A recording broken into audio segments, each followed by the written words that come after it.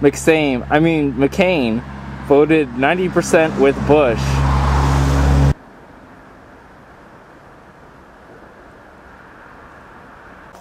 Hi, my name is Will Buchanan. I'm walking all the way across the country to the New Hampshire seacoast in search of more freedom on a project called the Walk for Liberty. Today is December 19th, 2008, day 215.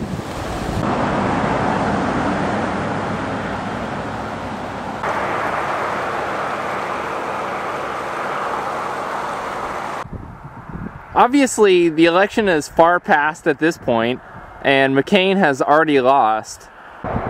However, when I saw that anti-McCain election poster, which essentially was saying, "Don't vote for McCain, he's just the same as Bush, voting 90% with him," I was thinking to myself, I wonder what percent most of the Democrats voted with Bush on various issues.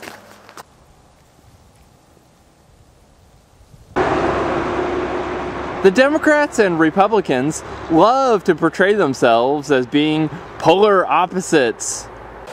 There's really no choice but to vote for one or the other of us, since we're so completely different. But is that really true? Are the Democrats and Republicans really the polar opposites they make themselves out to be?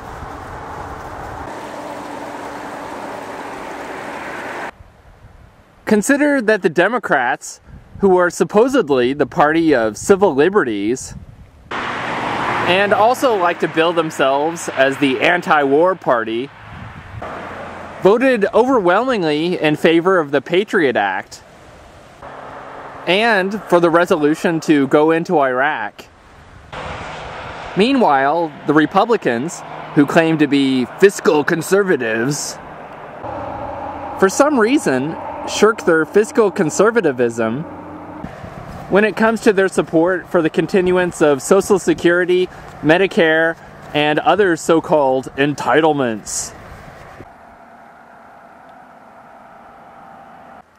And of course, members of both parties are overwhelmingly in favor of laws which violate people's personal freedoms, such as the near-ubiquitous seatbelt law, as well as laws which criminalize and punish people for putting whatever substance or drug into their body that they choose to.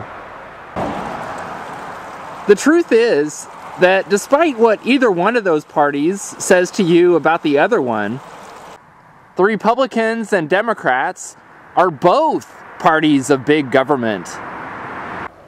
They may try to highlight their superficial differences on a few issues, especially around election time.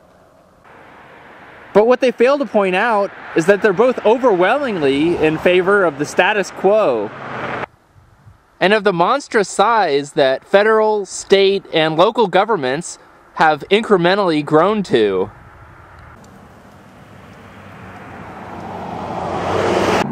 If they're each really in favor of smaller government in the specific areas they claim to be, then why haven't there been more efforts made to repeal existing laws?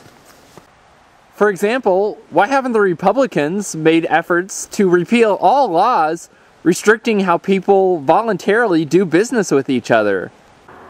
Or to completely dismantle the Department of Education? Or if the Democrats are really as anti-war and anti-military as they claim, then why haven't they made efforts to, at the very least, bring all U.S. military troops back home from the hundreds of foreign countries where they're stationed overseas? The answer, of course, is because Republicans and Democrats are both politicians. They're not elected by their constituents to repeal laws. They want to wheel and deal and compromise with the other party in order to get their pet projects passed, even if it means keeping the rest of the government, things which they're supposedly against, at the status quo.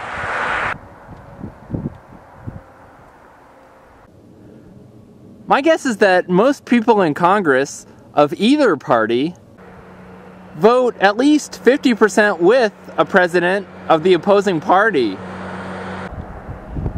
Somebody who truly supported liberty, someone like Ron Paul, would vote against nearly everything that comes before Congress. Why else do you think Ron Paul is nicknamed Dr. No?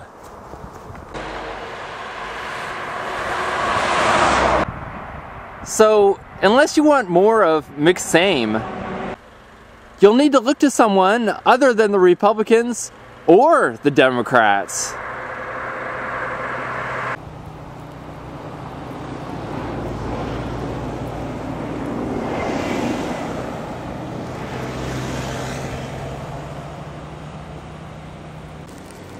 I walked 12.3 miles for Liberty today, and here are my GPS coordinates. If you enjoyed this video, then please subscribe to my YouTube channel by visiting subyt.walkforliberty.com. This is Will Buchanan, signing off.